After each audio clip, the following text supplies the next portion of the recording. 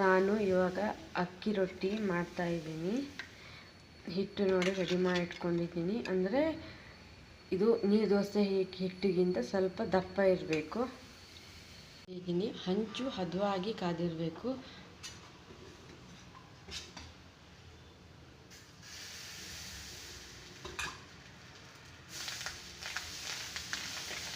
ನೋಡಿ ಎಷ್ಟು ತೆಳ್ಳಗೆ ಬೇಕಾದರೂ ಮಾಡ್ಕೊಬೋದು. ತೆಳ್ಳಗೆ ಮಾಡೋದು ತೋರಿಸ್ತೀನಿ. ಈ ಥರ ಹಾಕಿ ಹಿಂಗೆ ತುಂಬ ಹಿಂಗೆ ಸ್ಪ್ರೆಡ್ ಮಾಡಿದ್ರೆ ತುಂಬ ತೆಳ್ಳಗೆ ಬರುತ್ತೆ.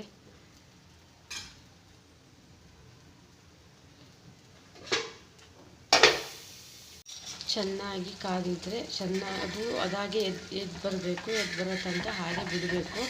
ಅದಾಗೆ ನೀಟಾಗಿ ಎದ್ದು ಬರುತ್ತೆ.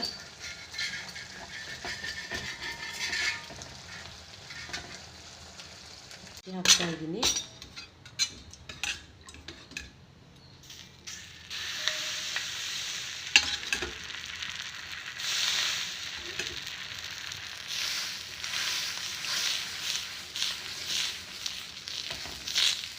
ಇಷ್ಟೆಲ್ಲ ಬೇಕಾದರೂ ಎಷ್ಟು ದಪ್ಪ ಬೇಕಾದರೂ ಮಾಡ್ಕೊಬೋದು.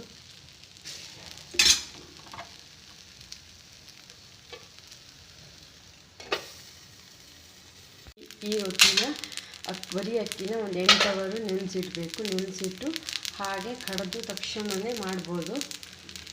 ಕರೆದು ಓವರ್ನೈಟ್ ಇಡಬೇಕಾಗಿಲ್ಲ. ಕರೆದ ತಕ್ಷಣವೇ ರೊಟ್ಟಿ ಮಾಡ್ಬೋದು.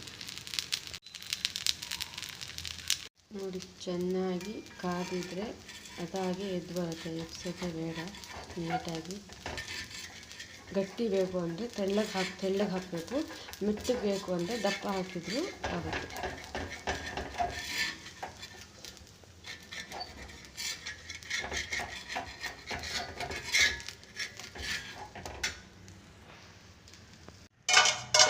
ನೋಡಿ ಎಷ್ಟು ತೆಳ್ಳಗಿದೆ 2 ರೊಟ್ಟಿ.